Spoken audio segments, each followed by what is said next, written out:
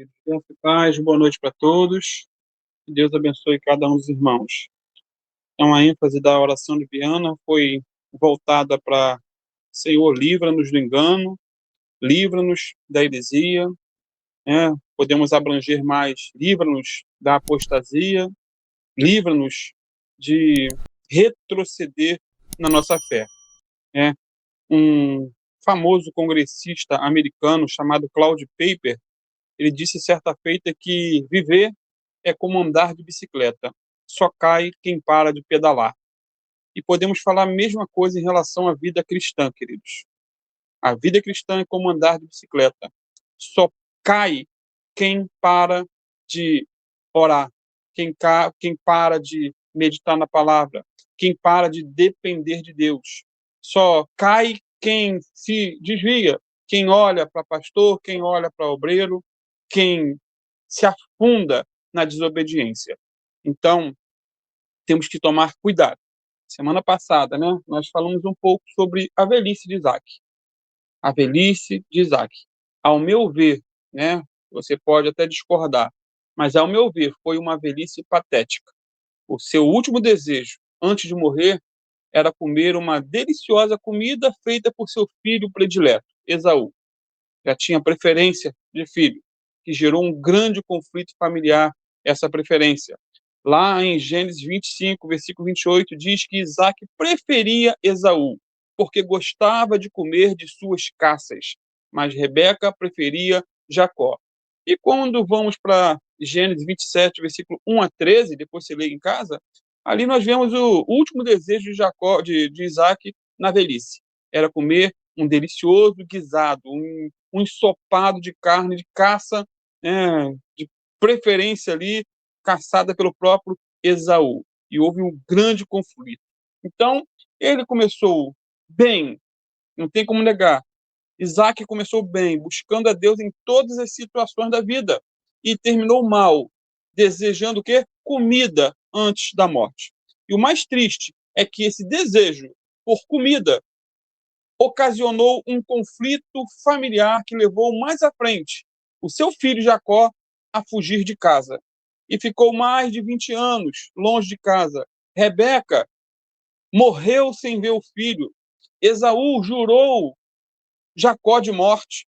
Então, foi algo catastrófico o desejo de comida no final da vida. E tudo leva a crer que Isaac também morreu na solidão. Começou bem, terminou mal. Essa é a realidade de muitos casamentos. Um início glorioso, mas um final desastroso, né? Essa é a realidade de muitos crentes. Começam a caminhada com Jesus cheio de expectativas, mas o tempo, que é o inimigo de todos os relacionamentos, acaba azedando o coração da pessoa. A Bíblia, queridos, ela é testemunha desses fatos em várias e várias ocasiões, tanto no Antigo como no Novo Testamento. Nós vemos casos e mais casos de pessoas que começaram a caminhada com Deus, cheios de planos, cheios de profecias, promessas e revelações. Pessoas que viram o extraordinário, pessoas que viram o sobrenatural, viram as maravilhas de Deus, mas que, infelizmente, terminaram a vida de maneira patética, assim como Isaac. Então, podemos aprender com esses erros, podemos analisar essas vidas e firmar no nosso próprio coração: eu não quero seguir esse mau exemplo, eu não quero seguir. Podemos observar e aprender, por exemplo, com Sansão, né? A não errar como Sansão. É um personagem do Antigo Testamento, queridos, mas não tem como negar, ele foi escolhido por Deus desde o ventre da sua mãe. A sua força era fora do comum, foi algo dado por Deus. Porém, a Bíblia diz que Sansão brincou com o pecado.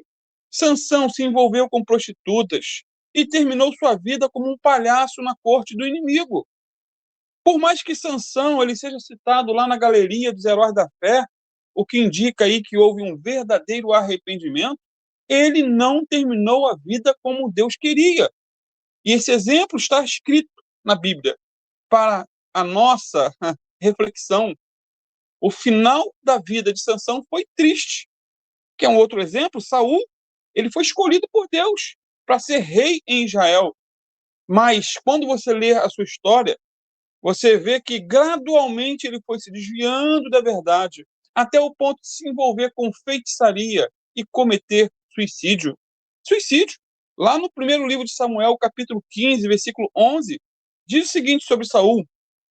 Deus diz: arrependo-me de haver posto a Saul como rei. Deus se arrependeu, porquanto deixou de me seguir e não cumpriu as minhas palavras. Então Samuel se contristou e toda noite clamou ao Senhor. Queridos, só deixa de seguir quem estava seguindo. E o próprio Deus diz que Saul deixou de segui-lo. Só abandona a fé quem estava na fé. Irmãos, sempre que eu leio a história de Saul, eu sinto muito temor. Eu sinto muito, fico preocupado. Sabe por quê? Porque ele foi ungido por Deus. Ele seguia Deus, foi usado por Deus. Profetizou juntamente com os profetas, mas se perdeu. Se perdeu. Muitos afirmam que Saul não se perdeu, não perdeu nada. Dizem que ele nunca se converteu de verdade. Dizem que ele era um lobo em pele de ovelhas. Dizem que ele nunca perdeu salvação porque nunca foi salvo. Porém, a Bíblia diz que o Espírito Santo se retirou dele. E quando o Espírito Santo se retirou, demônios possuíram a vida dele. A Bíblia é clara em afirmar que Deus fez dele um novo homem, deu a ele um novo coração e que ele tinha o Espírito Santo de Deus. Porém, por conta da sua constante desobediência, terminou sua vida aos pés de uma feiticeira. Por fim, cometeu suicídio. Esse não era o plano de Deus para Saul. Porém, como sempre digo, né, esse relato está na Bíblia e serve para cada um de nós como advertência, como alerta. Como alerta. Você quer mais um exemplo? Judas Iscariotes, Novo Testamento. Ele foi escolhido por Jesus para ser apóstolo. Ele amou o dinheiro, se desviou da verdade e, por fim, tirou a própria vida. Não precisava terminar assim. Ele não foi predestinado para ser o traidor. Apesar de Deus saber quem era o traidor, isso não tem como negar. Judas não foi coagido por Deus para se enforcar. Deus não é o autor do mal. Deus não tenta ninguém ao pecado. Judas, ele foi responsável por seus atos, assim como eu, assim como você, assim como nós somos responsáveis. Eu creio, né, que, literalmente, depois da traição, Judas, ele poderia ter se arrependido como Pedro. Poderia ter se voltado para o Senhor. Porém, a Bíblia diz que o diabo o enganou e ele aceitou o engano do diabo.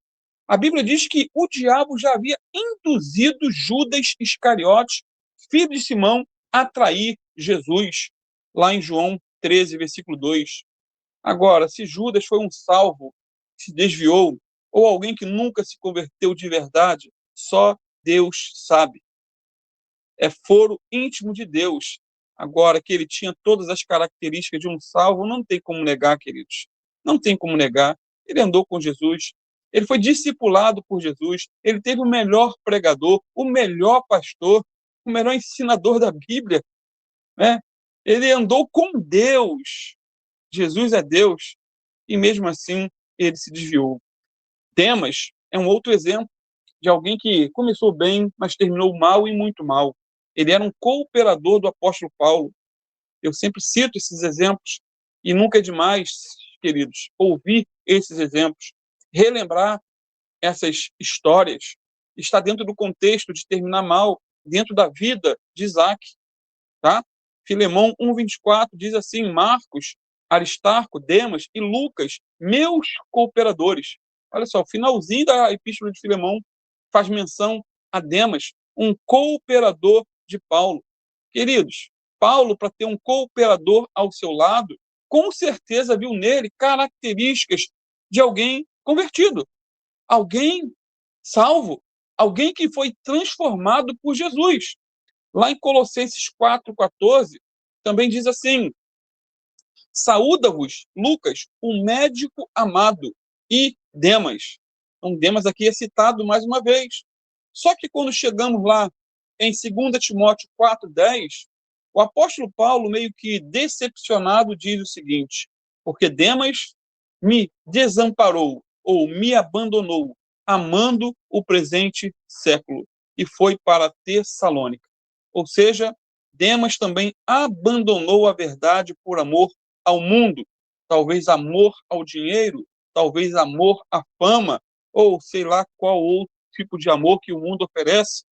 Fato é, ele amou o presente século, abandonou o apóstolo Paulo, consequentemente abandonou Jesus, porque Paulo era um imitador de Jesus. E se ele abandonou Paulo, é porque ele abandonou Jesus. E o que falar de Himeneu e Alexandre, queridos? 1 Timóteo 1, versículo 18 a 20, diz assim, Paulo escrevendo para Timóteo, dando orientações para Timóteo, mostrando para Timóteo o seguinte: olha, Timóteo, cuidado, você não é melhor do que ninguém. Se você não vigiar, você pode cair. Ele diz assim, ó, este mandamento te dou, meu filho Timóteo, que segundo as profecias que houve acerca de ti, milite ou lute por elas uma boa milícia. Conserve a fé e a boa consciência, a qual alguns, rejeitando, fizeram naufrágio na fé. E entre esses foram Himeneu e Alexandre, os quais entreguei a Satanás, para que aprendam a não blasfemar. Irmãos, Paulo diz aqui que Himeneu e Alexandre rejeitaram a boa consciência e a fé. Eles naufragaram na fé, segundo Paulo. Queridos, só naufraga quem estava no barco. Né? Para você sofrer um naufrágio, você tem que estar dentro de um barco. Só abandona a fé quem estava na fé. Então, esses são apenas alguns exemplos de pessoas que se desviaram da verdade, naufragaram na fé. Muitos dizem que esses que se desviaram da fé nunca foram da fé, nunca foram crentes verdadeiros. Dizem que eles abandonaram o que nunca creram de verdade. Eram apenas crentes nominais, né, que foram batizados nas águas, participavam da ceia, mas que nunca foram salvos. O argumento é que, uma vez salvo, para sempre salvo, e o salvo nunca se perde, né? Nunca vai se desviar definitivamente da fé, pois ele não pode perder a salvação, segundo uns. Irmãos, esse argumento é simples de se dar, mas um tanto quanto difícil de se engolir diante dos textos que nós lemos e dos que eu vou ler ainda. Isso porque esse ensino é um tanto quanto perigoso. Sabe por quê? Porque pode levar a pessoa a ter uma falsa segurança, uma falsa certeza de fé.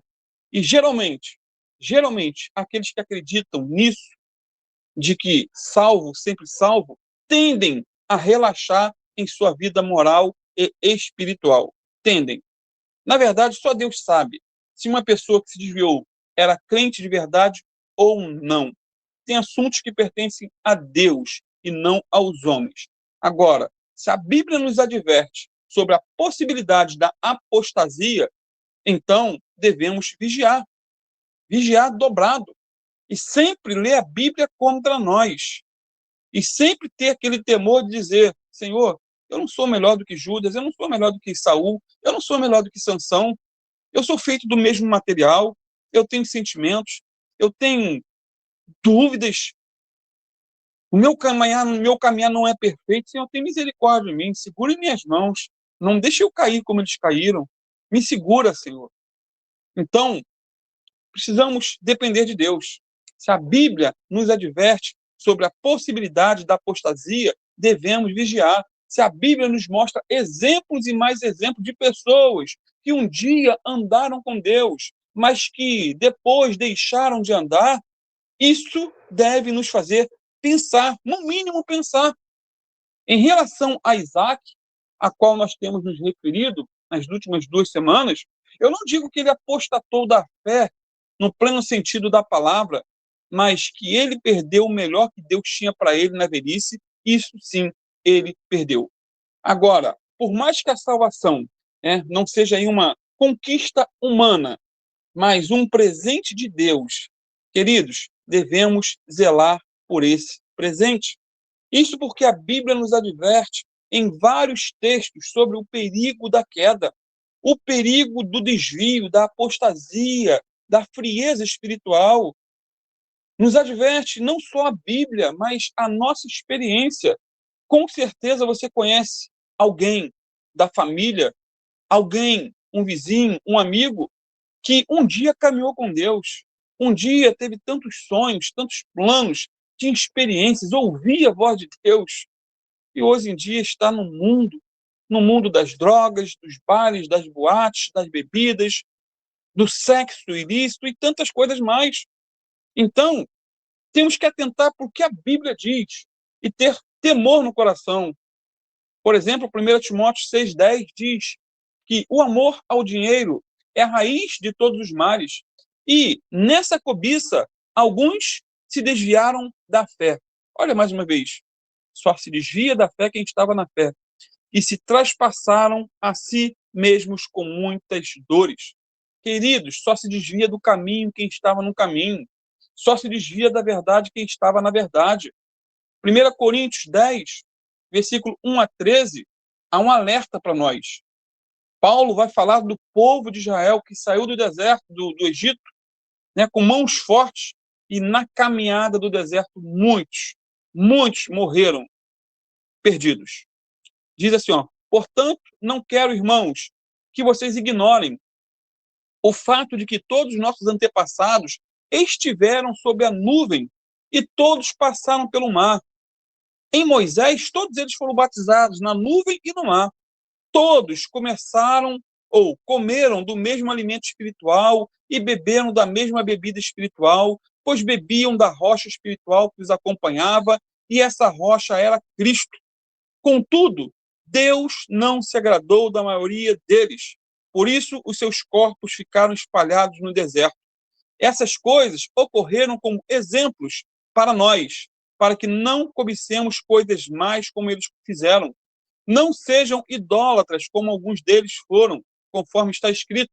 O povo se assentou para comer e beber, e levantou-se para se entregar à farra, à bagunça. Não pratiquemos, diz Paulo, imoralidade, como alguns deles fizeram, e num só dia morreram 23 mil. Não devemos pôr o Senhor à prova, como alguns deles fizeram, e foram mortos por serpentes. E não se queixem, não murmurem, como alguns deles se queixaram, e foram mortos pelo anjo destruidor.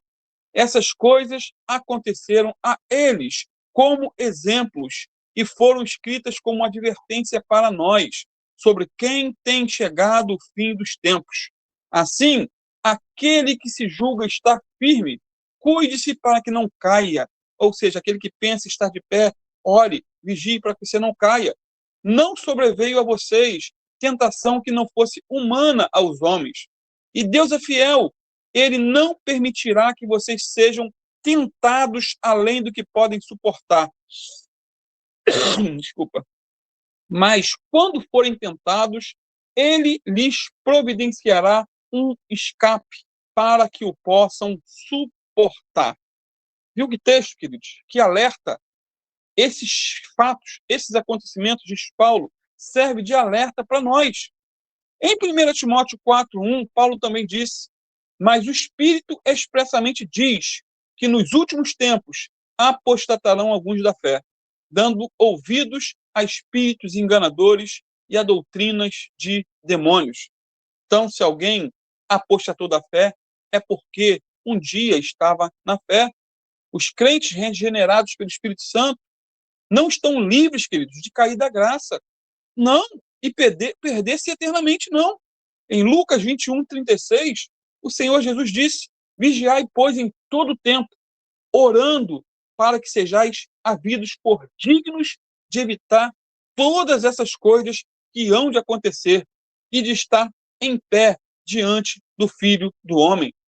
Hebreus 10:26 e 27 diz também: porque se pecarmos voluntariamente, depois de termos recebido o conhecimento da verdade, já não resta mais sacrifício pelos pecados, mas uma certa expectação horrível de juízo e ardor de fogo, que há de devorar os adversários. E o que falar de 2 Pedro 2, versículo 20 a 22? Porquanto, se depois de terem escapado das corrupções do mundo, pelo conhecimento do nosso Senhor e Salvador Jesus Cristo. Se vocês forem outra vez envolvidos nelas e vencidos, tornou-se o último estado pior do que o primeiro, porque melhor lhes fora não conhecerem o caminho da justiça, do que, conhecendo-o, desviarem-se do santo mandamento que lhes fora dado. Deste modo, sobreveio-lhes o que por um verdadeiro provérbio se diz: o cão voltou ao seu próprio vômito, e a porca lavada ao espojadouro de lama. Fica essa advertência para você, meu amado. Continue dependendo do Senhor. Continue olhando esses exemplos citados e os textos aqui também lidos como advertência para que você venha se fortalecer mais no Senhor e na força do seu poder, para que você venha continuar orando e buscando a face do Senhor e nunca se acomodando, né? E nunca crendo numa graça barata daquela que diz: independente de como eu viver, eu vou ser salvo. Não é assim que funciona a caminhada cristã. Guarde o que tens, para que ninguém tome a tua coroa. Em nome de Jesus. Amém, queridos? Deus abençoe. Em nome de Jesus, uma boa noite. Ficou alguma dúvida? Se alguém quiser perguntar algo, tem aí 10 minutinhos para perguntar. Bom, queridos? Fiquem à vontade. Entenderam tudo? Não entenderam nada? Tem ninguém dormindo aí não, né?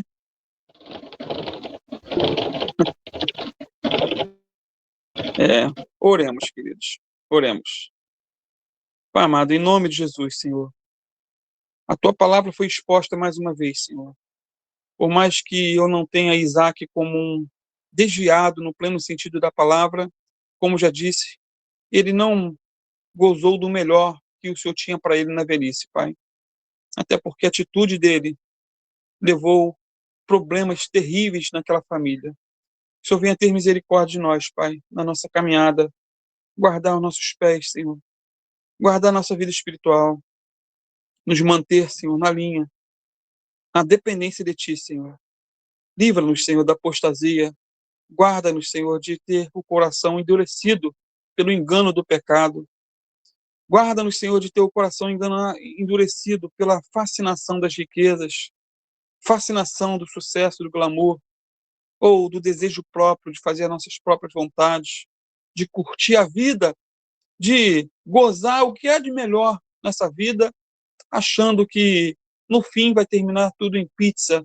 Senhor, tem misericórdia de nós, não permita isso na nossa vida, que possamos estar com os nossos olhos voltados para Ti, que possamos ser fiéis a Ti, Senhor, até a morte, para a glória do Teu nome, em nome de Jesus. Amém, amém e amém.